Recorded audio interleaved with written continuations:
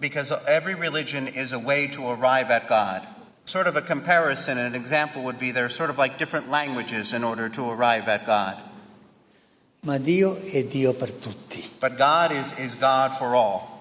Pope Francis kicking off the most ambitious trip of his pontificate with Indonesia, the world's most populous Muslim-majority country, where his message centered on how different religions can coexist.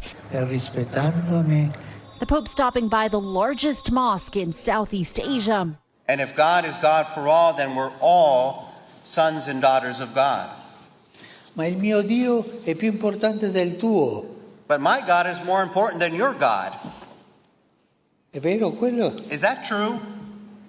C'è un solo Dio lì. There's only one God, and each of us is a language, so to speak, in order to arrive at God. Qualcuno Muslim, Indi, qualcuno cristiano, Indo, ma sono Christian. diversi cammini. There are different paths. Understood?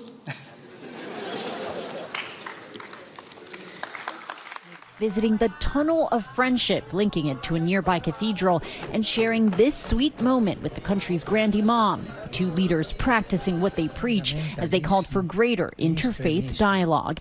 In diverse regioni.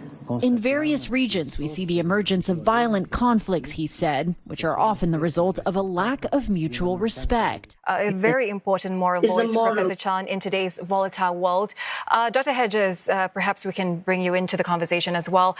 You know, Pope Francis came with a message of hope, and interreligious harmony has been a key theme throughout his tour. I think it's important to stress that this interreligious dialogue is not just a feature of the Pope's visit here in Southeast Asia. This has been a key part of his work as the Pope in his role as the leader of sort of all the world's sort of Catholics. Ever since he's become the Pope, he's wanted to strengthen interreligious relations. And I think we can see in his first stop in Jakarta, where he meets with very important sort of imam there in the largest sort of mosque in the region. And of course, on his last day here in Singapore, he's engaging with youths from many different sort of communities, not just Catholics, at the Catholic Junior College.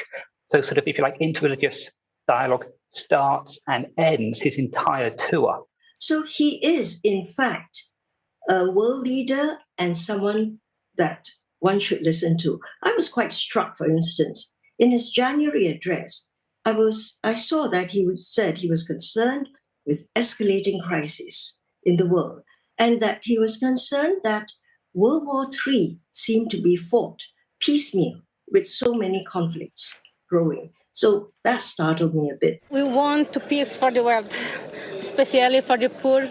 In Timor, the Pope facing pressure to address the clergy sex abuse scandal that has rocked the Catholic Church and calling on leaders to prevent every kind of child abuse, but stopping short of specifically referring to clergy abuse or issuing any apology.